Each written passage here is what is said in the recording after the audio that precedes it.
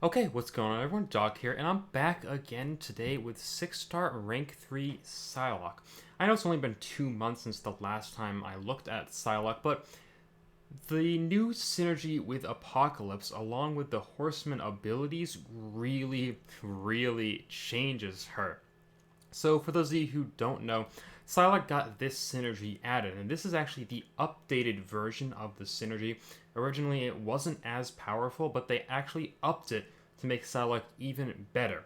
So now, when Apocalypse is on her team, Psylocke's basic attacks have a 30% chance to grant a Psy charge, and each Psy charge grants a 5% critical rating. If you use Apocalypse and turn Psylocke into a Horseman of Apocalypse, she also gains 50% critical damage rating and 50% attack rating when striking an opponent at 0 power. So I decided to go back in to Act 6 to do a bunch of other content, a little bit of variant, a little bit of Labyrinth as well, and kind of see what she could do with these synergies. So starting off in 6-4 against this Deadpool here, I'm going to do quite a few fights that I did before just to kind of show the real difference that she hits. So when the opponent is at 0 power, she gets that 50% critical damage rating and 50% attack rating. But as a Horseman, Psylocke also gets a couple other buffs as well. So just like every other Horseman, she gets 100% bleed resistance. So that means she doesn't take any damage from bleed effects, and she instead will just heal from willpower. She gets that indefinite prowess you can see active on her right now, giving her a plus 50% special attack damage, and that's really big for Psylocke. It's big for a lot of mutants, but Psylocke it really made a pretty big difference, in addition to her critical rating increase. You also get plus 30% offensive ability accuracy, which really helped out for Psylocke because that 30% chance becomes even higher chance to gain those side charges on every hit. You also go unblockable for 2 seconds when the opponent purifies, and then the passive unstoppable for 3 seconds when you would be struck. So here, basically what I did with Psylocke now using this synergy is the exact same thing. I did a lot of backdraft intercepts. I tried to lock the opponent's power as soon as I could here against Venom Duck, kind of baiting out 2 SP1s, then going in for that medium and into the SP1. That's the same thing I used to do, but instead of having only 3 side charges, which I would have had before, now I've got 12, and I just keep building up more and more. And that 5% critical rating per side charge really builds up. Now, one thing to note about that, just because it's 5% doesn't mean that at 20 charges you're going to have a 100% crit rate. You can see I'm at 20 right now, and I'm not always landing crits, but I am landing a good amount there. The issue with the critical rating increase is that it is subject to diminishing returns. So you will reach a high critical rating, but you're never actually going to reach 100% critical rating. A little bit disappointing, but for Psylocke it still makes a really big difference because most of Psylocke's damage has always been in her crits. And that is, again, mirrored by the fact that the synergy, this is the correct one, sorry, gives you a plus 50% critical damage rating and attack rating while the opponent has 0 power. Use the heavy attack there to do an extra 80,000 damage to Venom the Duck. Someone in my last video said that I didn't use heavy attack enough with Psylocke, which I kind of agree, but at the time, really, you didn't have an opportunity to build a lot of side charges on Psylocke. You just built one every time you reached a bar of power, the opponent reached a bar of power, or five hits on an opponent with 0 power. Now you have that 30% chance on every single hit, so you can really build up a ton of them. And you do also want to keep them as well now, because you get that increased critical rating. However, I did still use a heavy attack a little bit more often here, just because I kind of was seeing how much burst damage that would be able to do. So against Heimdall here, that crit rating really makes a difference. You can see when I don't crit, I'm doing like less than 1,000 per hit, but when I do, I'm bypassing all of that armor that Heimdall's building up, and I get to do some really big burst damage. So like right here, 13,000 fall by 32,000, so almost 50,000 off of my SP2s, and that's not the highest you will see today, spoiler alert, but it is some really good damage. That's where the thumbnail picture comes from as well. But I'll get to that in a little bit as well when I get into Labyrinth of Legends. So here against Heimdall, this is a Tenacity one, which was good to show off that she goes unblockable Every time this Heimdall purifies, like right there, I just get to go in against his block. And earlier you saw that I did get hit and I did lose my power lock on Heimdall. But another great thing about building up so many side charges, even if you get hit early, you're unlikely to lose all of your side charges. So you'll still be able to relock them. You won't have to kind of worry about balancing your side charges anymore because you just gain so many of them. Again, we're still in the tenacity. I used that tenacity path in 646. I used that unblockable twice there to get in against Groot. And I'm going to try and lock him in a second. So it's the exact same as it was before with 6-star rank 3 Psylocke. I'm doing 4 hit combos and then I'm backdraft intercepting. And that's a really good thing about Psylocke because once you have them locked as well, you get to be as aggressive as you want and you kind of have complete control over the fight. You don't have to worry about baiting the opponent's specials at all. Now, overall, Psylocke's damage now with this synergy and as a Horseman, it's a lot better than before. You can see I'm hitting for 7,000 medium crits, 4,500 lights, and I would be lucky to hit that with class advantage and with a full mutant crit team before. But now I literally just have Apocalypse, Psylocke, and then Mr. Sinister, who doesn't affect Psylocke at all, but he allowed Apocalypse to gain his Horseman ability off of the first fight. I didn't even have to do any damage off the first fight. Most of the time I would bring in Apocalypse and then just KO him and revive him and he'd have those 4 charges. Heavy attack there against Groot for the side charge of detonation did 90,000. So this fight I wanted to do because I asked my alliance which fights they wanted to see Psylocke do, and someone said that there's a really, really unlikely chance I'm going to be able to do this. They pretty much just said, no, I'm not going to be able to do this, and I wanted to anyways. This is the variant 3, so the tech variant with a couple Magneto bosses and that kind of stuff. So Psylocke has minus 50% attack. This Hyperion, as you already saw, has increased power rate, and then he's also running all or nothing. So he's never going to throw a special except for SP3, and I had to tank one there. But from here, I'm going to try and get the lock on him. I am running 2 synergies that help me out. You can see that Petrify pops up every time Hyperion reaches a bar of power. That's kind of slowing him down a little bit, but that's from the Bishop synergy with Psylocke. And then I also have Mojo on my team, who is going to increase the duration of my power lock debuffs. So I have those 2 in addition to Apocalypse and Mr. Sinister, as I talked about before, and that's going to allow me to beat up this Hyperion. So Psylocke's SP3, it does use up all her side charges. I was a little disappointed that I lost all that crit rate, but it's a really long critical rating buff. You can see I'm hitting for almost 5,000 crit mediums, so really that 50% damage reduction, it's not doing too much here to me. And I'm going to land off an SP2 that's going to power lock him again. So if that Hyperion had a little bit more health, it would have been a little bit more difficult, but as far as I can tell, that is the most difficult Hyperion that there is, and Psylocke just soloed him. She could do the rest of the path as well if you needed her to. Now I wanted to go into this Biohazard Tunnel Vision, because this is not something that you would ever think to see Psylocke do. So I decided to kind of try it out, because that's an easy Biohazard lane, because I wanted to show Psylocke taking no damage and then just willpower healing from those bleeds. But also I wanted to see how well that her normal backdraft intercepts would work if I can't do full combos. So eventually all I can do with Psylocke is medium, light, medium. Because this is tunnel vision. For those of you who don't know, tunnel vision means you can't repeat the same action without getting a falter on you that's going to cause you to miss. Hit into Thor's block there, and right there, double parry, triggered falter.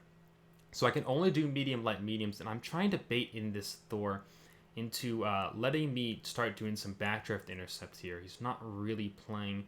Hopefully he'll go for a heavy here in a second, though, I think, and that's when I'm going to start actually doing just a medium, light, and then into backdraft intercept. And this actually works pretty well for Psylocke. Not only do I kind of get those extra side charges, and you can see I'm doing around 11,000 when both of those hits crit. But in general, it's not too difficult to keep up. And again, I don't have to worry about baiting any of Thor's specials anymore, so that can go a little bit longer than any other people who would be doing a similar fight. With a similar kind of medium, light, medium, which is pretty much all you can do against Falter unless you have a champion that has anti-miss like Nick Fury. 32,000 off of that SP2 again. The SP2, it's a ton of damage now with Psylocke. It is really, really good. And I'll talk about that when I get to Labyrinth as well. So here, same path here. We got that Falter and Biohazard against the Spider-Man Stealth Stoop. because I wanted to kind of see how well she would do. So Psylocke, when the opponent is locked in at the max 200 sig that I have her at here, she gets a 75% reduction to the opponent's defensive ability accuracy. So it would be Spider-Man Stealth Suit's chance to evade here, but it's not going to come in too handy, sadly, here. It does alright, but right there I messed up. I tried to do 2 mediums to go onto my SP1. The Unstoppable triggered there, and he's got a bar of power. I was trying to lock the Spider-Man Stealth Suit. It ended up being a lot more difficult, I think, than it should have been, but that's mostly my fault. But again, this is a really difficult path. Biohazard and the Falter mechanic as well. I don't think there is anyone who is anti-miss who can do Biohazard. So Psylocke kind of doing this. She did surprisingly really well here, especially because of her power control mechanic, which you'll see in a second. I do a similar thing that I did with Thor. When I actually start getting to do that combos, where I can just keep him locked and then just do medium light, and backdraft intercept the whole time. But a nice 9,000 you saw it there on the medium, but then I healed back up past 50%, so I wasn't getting the extra attack rating by being below 50%. I think it's the Courage Mastery and a heavy attack to finish them off. Didn't even need the side charge detonation there. I saw the side charge detonation doing quite a lot, so I decided to go into Labyrinth, where not only could I build up a ton of side charges, but last time with full suicide, so this is the most damage you're going to get out of Psylocke, Psylocke didn't last through this fight. Just using a ton of specials, eventually Psylocke died to recoil damage. This time, spoilers, I'm going to destroy this Red Hulk. It's going to be a really good fight. So again, I am running the Apocalypse and Sinister. I sped up the footage here because I'm trying to bait out this SP1 he did not want to throw. But I'm also running no more Mojo or Bishop here, but I am running Professor X, and I'm also running Colossus to get that increased poison resistance. So that Psylocke's actually going to be healing over time from the suicide to poison there. So I'm only healing for 20. If I had ramped up Professor X by taking a couple fights with him, I would have had more poison resist. I only have 18% here, instead of, I think, the 40 to 50% that you can actually reach at max. So here against Red Hulk, you can start to see what my damage is looking like. 9,400 medium crits and 6,000 light crits, and my SP2 hit the Labyrinth damage cap. That's not... When I first did this fight, I was not at all expecting to hit the damage cap, but she did. And she did it really easily as well. One great thing about Red Hulk fight with Psylocke now, because you're increasing her critical rating with all those side charges, you're able to bypass a lot of physical resist that Red Hulk is getting. Again, crits are a phenomenal ability because they're bypassing damage reduction, stuff like that. So against Red Hulk here, I am critting a ton and doing a ton of damage. You can see I only have 100 hits. He's already down almost 40%, and it'll be less than 200 hits to actually get the full kill, which is great. Talked a little bit about, so I keep hitting the damage cap with my SP2 every time it crits, and the first hit does 25,000 as well if it crits, so 70,000 SP2s, but that's not the most that she's actually capable of hitting. She is actually capable of hitting, with class advantage, 100,000 SP2s. You can see right there, 30,000 in the first hit and 70,000 when it's not damage capped against Winter Soldier. So that is some really good damage there. And a heavy attack with a ton of side charges built up. Just did 150,000 with the side charge detonation there. And I'll be finishing him off in a second. That's really where all of the hits disappear when you use that heavy attack with a ton of side charges. Psylocke can hold up to 99 side charges, and each one deals, I think, 2,200 damage per. So you can deal about 200,000 damage in total with a heavy attack, which is really good, especially in something like Labyrinth of Legends, where it's not damage capped. That extra red number is never going to be damage capped, which is really good. So I decided to continue into Labyrinth, and I'm actually going to go through 4 fights in Labyrinth. Yeah, that's not something I expected to do when I started it, but I just kind of kept going, and it kept working. I think that someone with running full suicides, or just the bleed suicides, might be able to make a Labyrinth run with Psylocke now. No joke, if you're running the right synergies, if you ramped up Professor X, I'd be healing a lot more off of that poison as well. and you can definitely out-heal recoil. For the 4 fights, I did end up using 2 health potions. I used 2 10,000 health potions, so only 20,000 health, and she was able to take out 2 full fights, again running full suicides. You don't have to run full suicides, but it just made the damage a little bit more impressive here. And like I was saying earlier, I was really impressed by Psylocke. Compared to when I first tested her as a 6-star rank 3 to now, she was a lot better. Her damage is much more kind of what I expected out of a 6-star rank 3. Old Man Logan down here. I am going to slow back down to normal speed against this Electra, because I want to show what her damage can do with class advantage. Like I showed with that Winter Soldier hit with the 70,000 there. I want to show what she can do here with the damage cap, but still with class advantage. This is basically almost peak Psylocke. One thing that you're not going to get is Courage isn't going to kick in, because I'm not going to be below 50% health, sadly. But I'm still going to deal a surprisingly really good amount of damage. You saw the first medium there. 11,500. 7,300 light crits.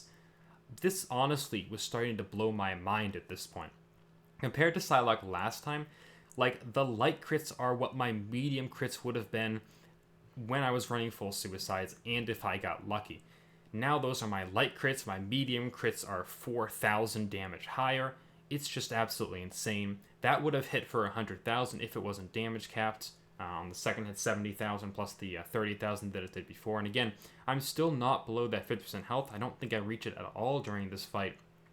So really, you can reach even higher damage numbers with Psylocke with the right mastery setup and that kind of stuff. And obviously, I was using a really good team here. Having Apocalypse and Professor X isn't going to be what everyone can do, but really it's not too difficult as well either, because 4-star Apocalypse does have the synergy for Psylocke. I did pick up a 4-star, luckily, on my own account on live servers, so that's a really, really good thing to have for me in the future, in case I want to try out something with Psylocke, and hopefully kind of just see what she could do in some real content. I only have a 6-star rank 1 on live, but hopefully I'll bring her to like rank 2, rank 3 in the future.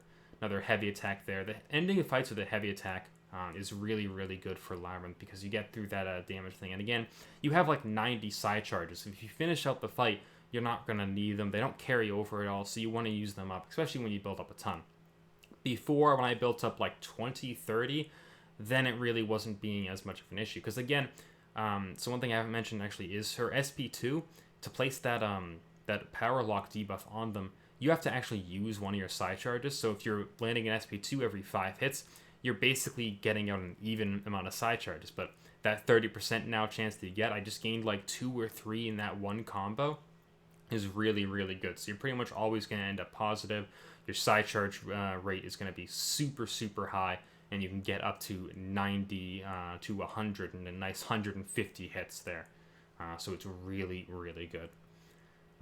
Yeah, like I said, the heavy attack, or the SP2 is going to use up one every time, so technically you actually can use that power lock to your advantage after using your heavy attack, and I will show that off at the end of this Ms. Marvel fight, but I did want to slow it down to normal speed for the whole fight of this one, just to kind of wrap up my thoughts on Horseman Psylocke. Overall, so much more impressed. When I get into Courage rating here, when I don't even have class advantage against this Ms. Marvel, I'm still going to be hitting for over 10,000 on a medium crit.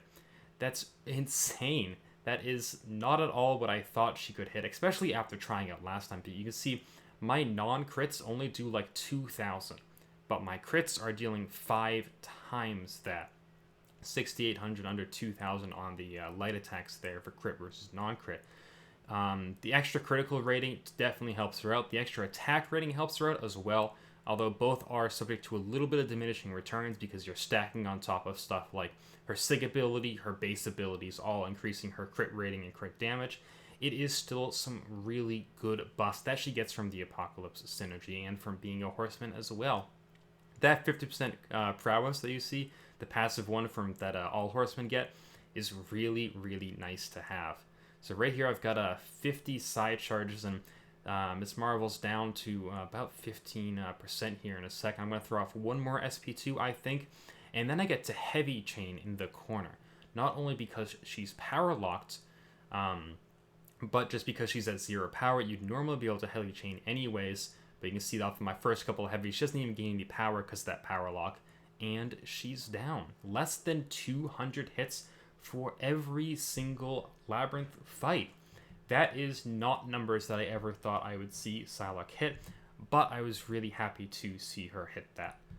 So that's going to do it for this video. That is some 6-star rank 3 Psylocke. That's what I wanted to see before, and I'm glad to show it to you guys now with some really good numbers off of those special attacks and also off of her basic attacks as well.